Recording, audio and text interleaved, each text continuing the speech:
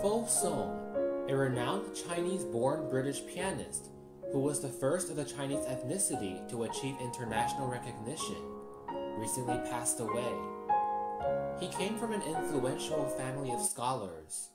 His father was a famous writer, translator of French literature, and educator in China before the Cultural Revolution.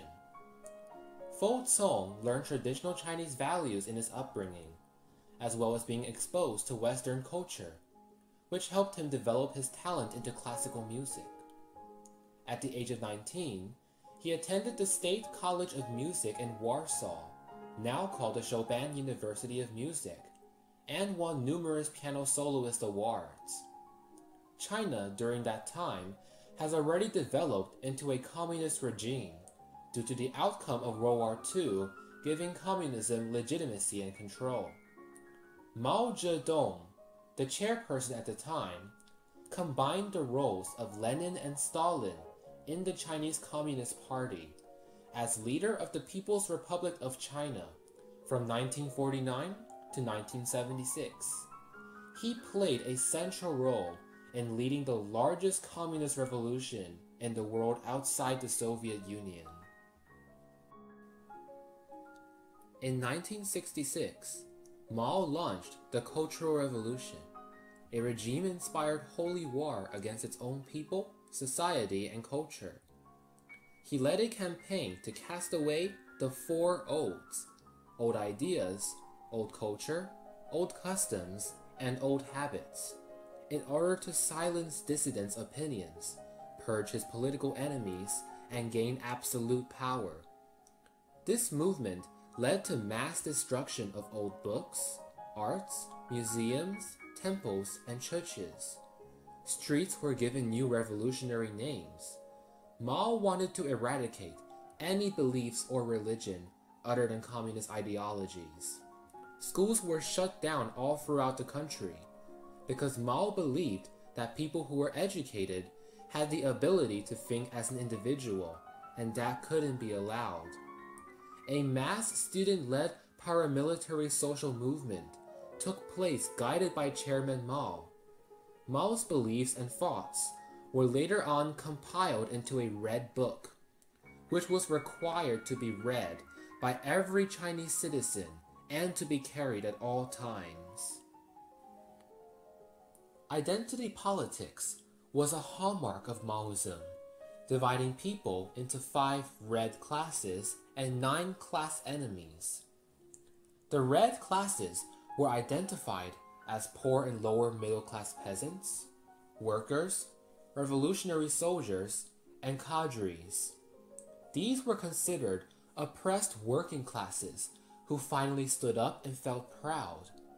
Mao Zedong also singled out 9 categories of class enemies: landlords, rich farmers, counter-revolutionaries, bad influencers, rightists, traders, foreign agents, capitalist synthesizers, and intellectuals.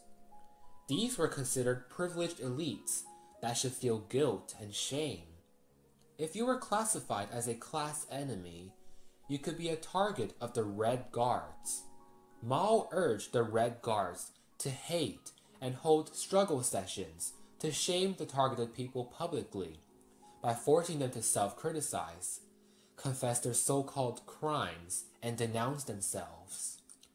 The consequences for defiance were public humiliation, torture, imprisonment, or even murder. Actually, these violent Red Guards were mainly students and urban youth who were still in the middle or high schools and colleges. Children were encouraged to spy on their parents to see if they said something bad about Mao or the system. Families who lived in large houses were squeezed into single rooms as their possessions were smashed or seized by Red Guards, while poor families moved into the remaining rooms in the same house. Suicidal cases skyrocketed during this campaign. People were accused of being class enemies for doing the simplest of things: listening to Western music, wearing fashionable clothes, getting a new haircut, or even seeking repayment of a debt.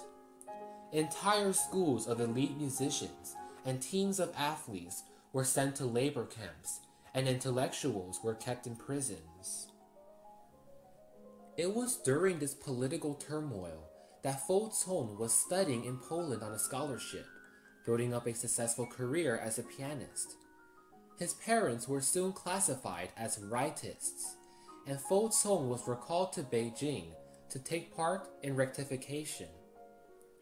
But after writing a self-criticism, he was allowed to return to Poland only to finish his performing arts degree.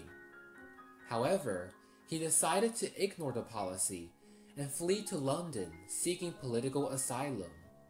While his international career soon thrived from the safe haven of his London base, his parents were constantly tormented by the Red Guards until they committed suicide in 1966.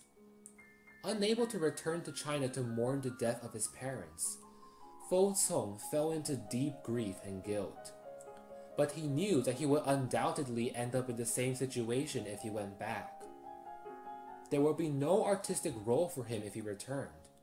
Art back in China, under the communist regime, was heavily based on propaganda, including songs sung daily to spread communist beliefs, and ballet dances arranged to imitate the stiff, repetitive movements of soldiers in a war zone to represent the power of a revolution, instead of graceful, elegant poses in coordination narrating a meaningful story.